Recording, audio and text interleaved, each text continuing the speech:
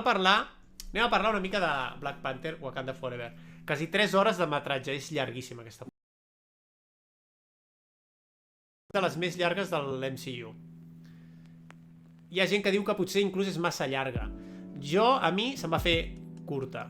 Bueno, curta tampoc, però no se'm va fer llarga ni en cap moment vaig pensar que podien haver retallat algunes coses i fer-les més senzilles o més ràpides. Tenien moltes coses a explicar i arran de tot el que tenien que explicar jo crec que més curta no la podien fer. Podien haver fet potser un parell de pel·lícules, haver-ho separat una mica, però llavors t'hagués quedat molt a mitges, perquè tot l'argument va com molt lligat i molt seguit. I si fas 2 pel·lícules és probable que hagis de tallar en algun moment en què la gent es quedi com, bueno, i ara què, no? Així que jo crec que no es podia fer d'una altra manera. Van tenir molts problemes amb la producció d'aquesta pel·lícula, perquè és una pel·lícula que, si no ho sabeu, va morir el seu protagonista principal, el Chadwick Boseman, sé el que es diu, que era el que feia de Black Panther, que era el prota principal de tota la franquícia Black Panther. I al morir, que va morir de càncer als 36 o alguna cosa així, no era 44 anys més o menys, sí. Doncs això, era... Ei, Jodri, què tal? Era jove, es podria dir que era jove. Llavors, al morir, que per cert, ho va mantenir molt en secret, inclús amb els amics i família, no volia que se sapigués que tenia càncer, i la gent va ser un cop molt dur perquè, clar, ningú s'ho esperava. És que era quasi com si hagués tingut un accident de cotxe. Va ser d'un dia per l'altre que va morir i va impactar moltíssim la seva mort. Arran de la seva mort, Disney va decidir que no substituiria, no faria un recast del personatge i que no volia que ningú més fes del seu personatge a dins de l'MCU.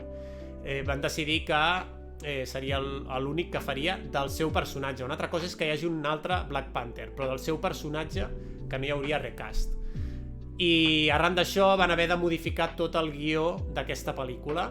De fet, la tercera de Black Panther es anava a dir Wakanda Forever. La segona havia de tenir un altre títol i van haver de canviar el títol i canviar una mica el guió per adaptar-lo. Hi ha una primera part de la pel·lícula que es nota claríssimament que s'ha hagut de canviar, però jo crec que igualment el que passa a la pel·lícula és segurament gran part de la història i de l'enfrontament amb Namor, que és el dolent d'aquesta pel·lícula, és tal qual volien que fos amb el Chad.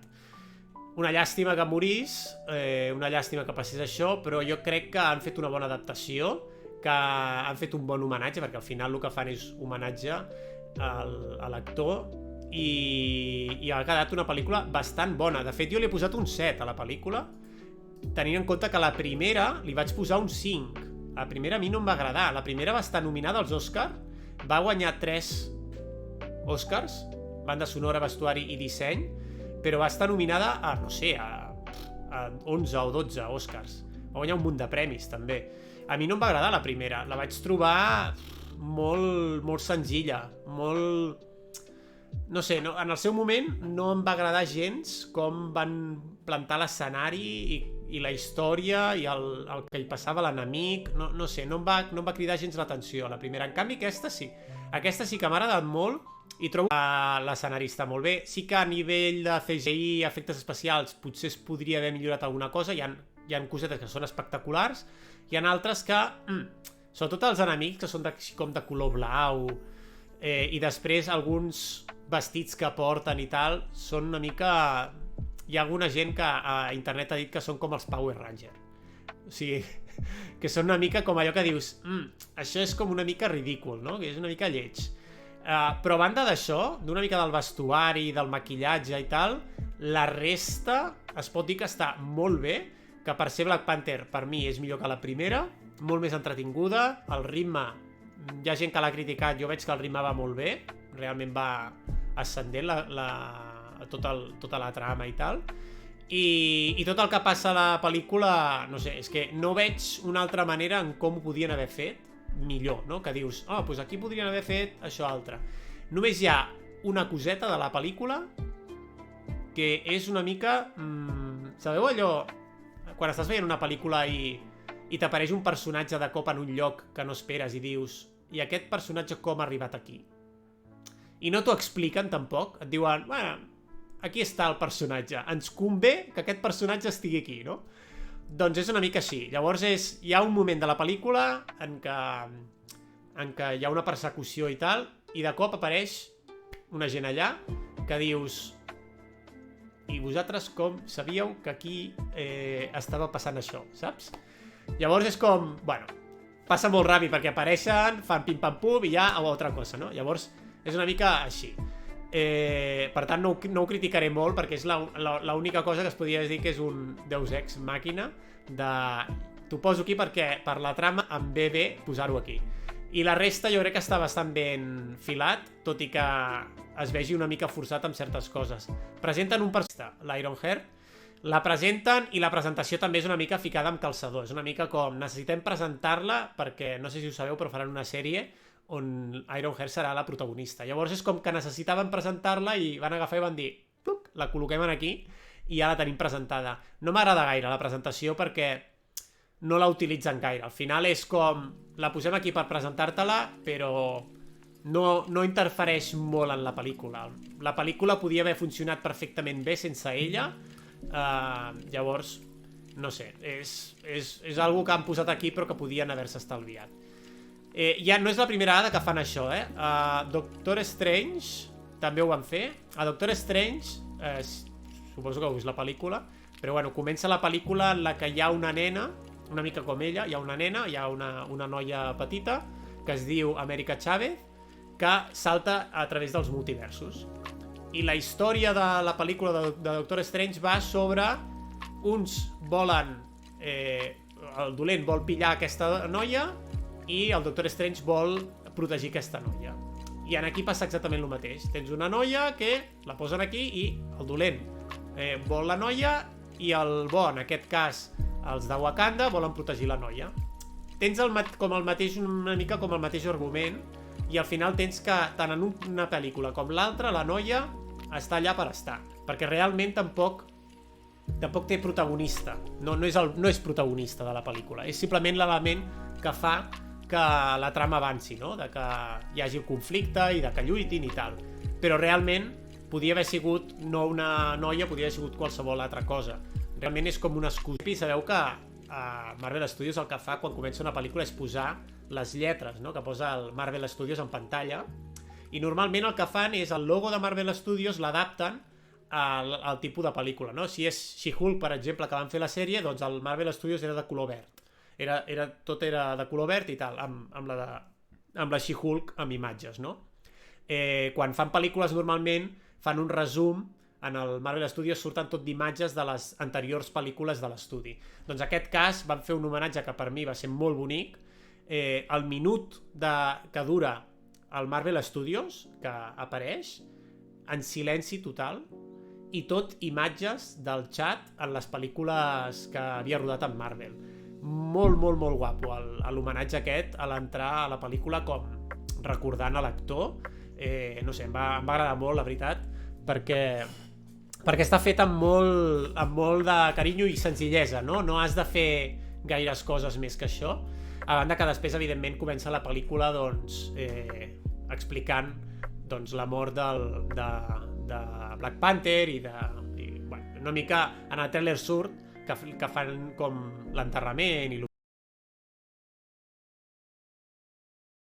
que m'ha agradat molt el personatge que teniu en pantalla, que és el dolent, el Namor, que pel que sé l'han canviat una mica dels còmics. Jo no em llegeixo els còmics de Marvel, així que no tinc ni idea, però bueno, que m'ha agradat molt la seva adaptació, trobo que ho fa molt bé, i que pots inclús empatitzar amb ell, entendre les seves motivacions com a dolent, que això moltes vegades costa en pel·lícules de superherois, que els dolents tinguin unes motivacions que diguis, bueno, en certa manera doncs podria tenir una mica de raó a l'hora de, no? En aquest cas, per exemple, vol protegir Namor és el rei d'una nació que està amagada igual que Wakanda, amb la diferència que Wakanda sí que va voler obrir les portes del món i ser coneguda, i en canvi la nació de Namor, que és Talocan, és una nació submarina que vol seguir no existint per ningú. Volen seguir amagats i vivint tranquil·lament en el fons del mar. I es veuen obligats a, diguéssim, a protegir les seves fronteres perquè no els descobreixin, no? I dintre de la seva protecció, doncs, Namor lluita contra qui se li posi davant, diguéssim. Llavors, bueno, en certa manera es pot arribar a comprendre una mica la idea que té Namor per defensar la seva nació. L'Angela Bassett, fent de reina de Wakanda, Ramona, brutalíssima. Aquesta actriu és, bueno, i tothom la coneix ja perquè ja porta molts anys en la indústria, no? Però en aquesta pel·lícula fa un paperàs boníssim, em va encantar també.